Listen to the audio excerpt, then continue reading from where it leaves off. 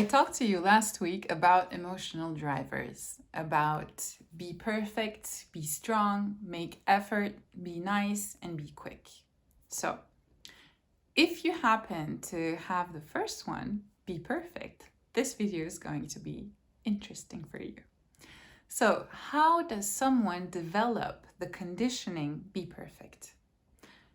When you were a kid, there are multiple possible scenarios which can have led you to think that you need to prove everyone that you don't do mistakes, that you're better than others, that you're a genius, that you're interesting, that when you do something, you do it in a really cool, different way.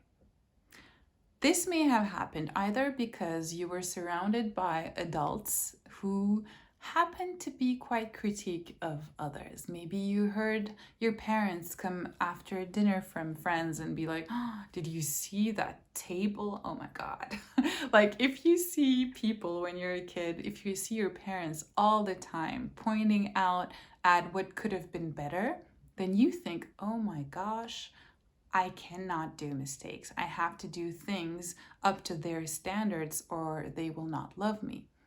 Or you can also develop the be perfect behavioral system because you see one of your parents or one of the adults who were there raising you always trying to do better than yesterday, always trying to have big victories. And actually, if you grow up surrounded by perfectionists, then you're gonna catch that little illness. So there's that, and there are also the parents who like to compare their kids, who can make them develop this behavioral system. Like, for instance, when you see an adult ask their kid, how much did you get at your exam? And then ask, how much did the other kids get? Then the kid thinks, oh, so this means that if I did get a good mark, but others did too, then it's no victory. But if I had much better than others, then that's worth something. So then the kid starts to think, okay, so if I had to pause and recognize that I have to do efforts to prove people that I don't do mistakes and that I'm great and that all that, then that's probably because that's not what I actually am. So the kid is at that point developing a very limiting belief about their self-worth. The kid thinks, oh my gosh, I actually am not interesting at all. I'm not a genius. And maybe one day people will see that. And so that's what we call the imposter syndrome. At some point, some adults are always thinking that the day will come when people will see that they're not worthy of love, actually. So, awesome, right? So that's how the kid is going to start to keep comparing herself, himself, or themselves with everyone around. Okay, so how did that person do? How did I do? And this takes them to a place where it becomes impossible for them to develop relationships where they're going to be equals to equals with others, because this means that if they're equals, they're not interesting. So they either have to do much better than others, or they have to have a much bigger, important problem that they can be talking about to exist, because their brain turns into a, how do you say it, calculator. And that calculator is constantly looking for new challenges or problems to solve, because that's what a calculator does. When there's nothing to calculate, the calculator thinks they don't exist. So in order to exist, I have to be on a battle, I have to be on a new project, I have to be running towards something. If I'm just chilling, that could be actually great, but I don't know how to do that, because if I'm just chilling, then there's no problem, and then I feel like I'm dying. And all of these things, of course, are quite subconscious, but that's what happens. So I will also constantly be scanning myself and everything I do for mistakes or things that are improvable, because I don't want others to point out that I am doing something not as good as I could. So I want to anticipate. I want to keep looking for where the problems might be so that I can take action and know how to justify myself if someone says something. And because a brain is a program, it will do the same thing with everyone around. You will turn into a person who constantly looks at what people do and how that could be better. And so sometimes there will be people you care about, and you'll just come and you'll show them how they could do something better, and you'll upset them, and you will not understand why they didn't see the gift it was that you were giving them. Because you care for them, you think, well, I'm a friend, I show them that that thing could be better, and this way others will not come and attack them. So you think you're helping them improve themselves, but you don't even realize that. Maybe until you spoke to that person was quite happy with what they had. Maybe they don't suffer from the perfectionism problem as you do. So they were just having a great time, and then you came in and you said, nah, well, you're having a great time, but that's because you're not realizing how crappy that thing is. So that can make us lose some friends and find ourselves being lonely or not understanding why we have some issues with people. So the constant critique system is quite a pain for all of us. There's that, and at the end of the road, there are two types of behavior that the perfectionist person, that the be perfect type of person is going to develop.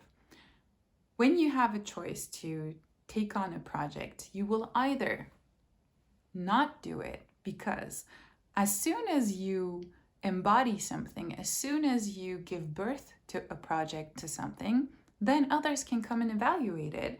And because you have an impossible goal, such as being perfect, then you know that someone can come and tell you that there was that could be better.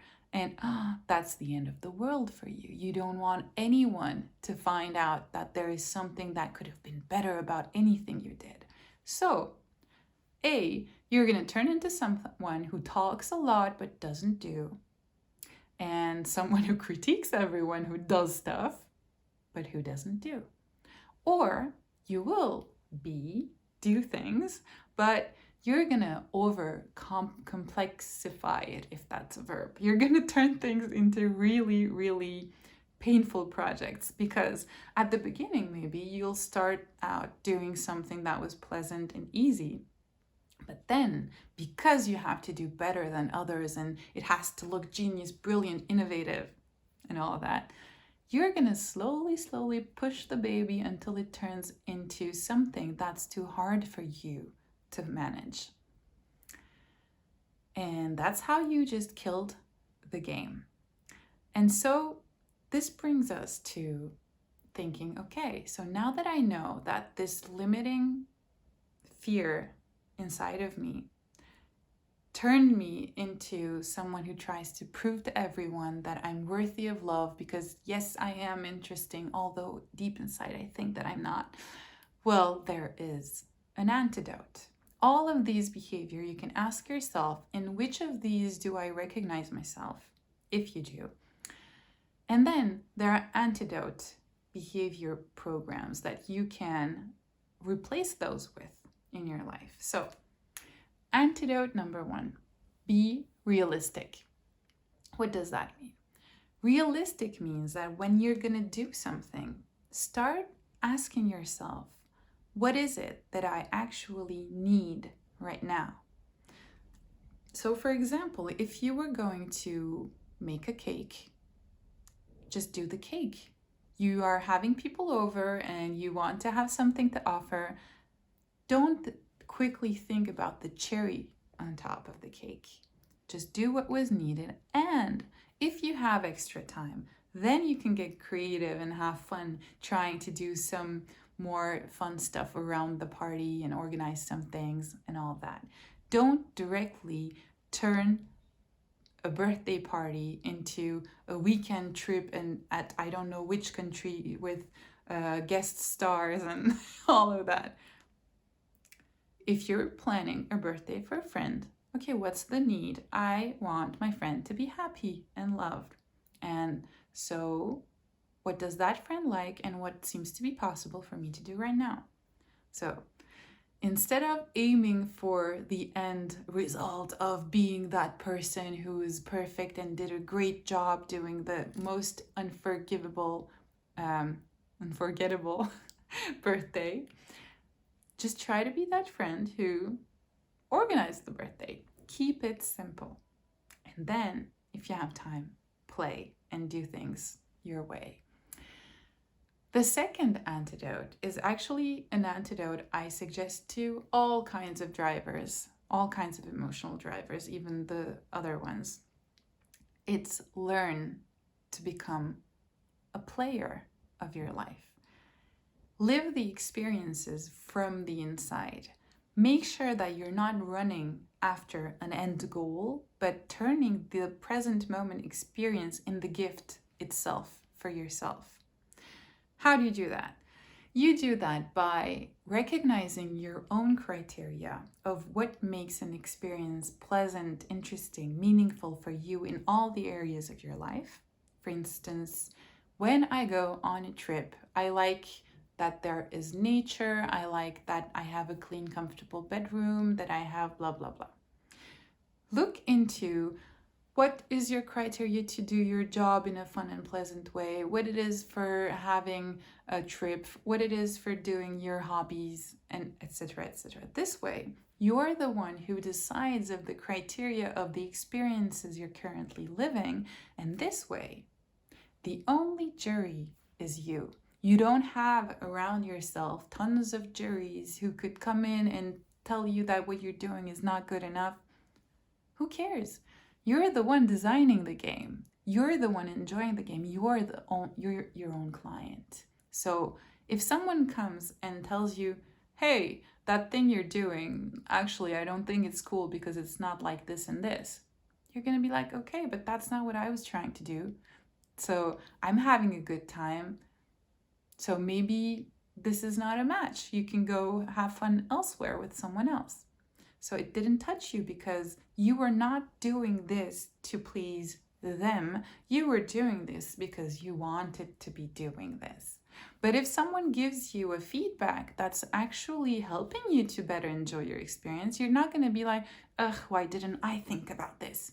No, imagine athletes giving each other feedback and like one of them saying, if you put your foot this way, it's gonna be easier for you to start running, blah, blah. The other one's not going to be like, I should have thought about that. If that person is passionate about their sport, they're going to be like, yeah, I just did it and it's really much better like this. They're going to be happy. They're going to see it as a gift. So the thing is not about appearance. You're not an object identity. You're a living being, living the moment, the experience, and it's about the inside of the experience, not the end result of trying to have a trophy about it or something like that. So how do we do these swaps? How do we pass from the first types of behaviors to the other? Well, there's a method that I really like to use. It's about inventing little characters who are going to represent the behavior, the one that you don't want of anymore and the one that you want to replace it with. So I asked for the permission to one of my coaching clients if I could use their characters because they're really fun. And this person was working on the Be Perfect.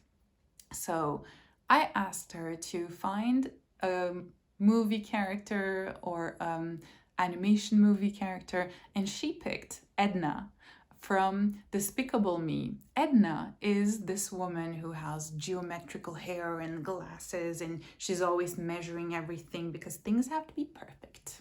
And she's quite rarely satisfied about anything. So this way, my client was able to put a distance between her and the behavior because she is not her behavior. That's just a behavior. That's just a program that you can choose to keep or to delete and replace with something else. So I asked her, during your week, you're going to observe yourself and your behavior, and you're going to try to notice each time that Edna popped out.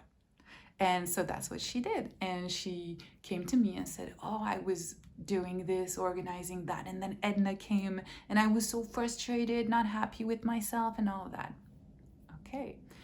Observing and realizing starts to make your brain understand the signal that this behavior is not okay anymore. I know better. And then I asked her to create another character that's the opposite, that represents the antidote behavior that she wants to start using instead of Edna. And she picked from Monster Inc. Wazowski. So Wazowski is a little monster who's always happy about things and who kind of like dances when he's walking, and like when he does something he's like so proud he did that, like, did everybody see this? Oh, I'm so happy about it. And so Edna needs to learn to become friends with Wazowski, and this way she's going to learn to chill. So I asked her, each time you notice Edna coming and like ruining the moment for you, invite Wazowski to come in and to talk to her, to show her that this thing is not that important. Actually, what you did is great, honey. Look, come on, chill. We're going to go and have a cup of coffee. So this way, imagining these two absurd characters come together and have a conversation, it's making the thing funny. It's turning the moment into humor, and humor helps us breathe, let the tension go down, realize the obsession we had to prove others that we're worthy of love.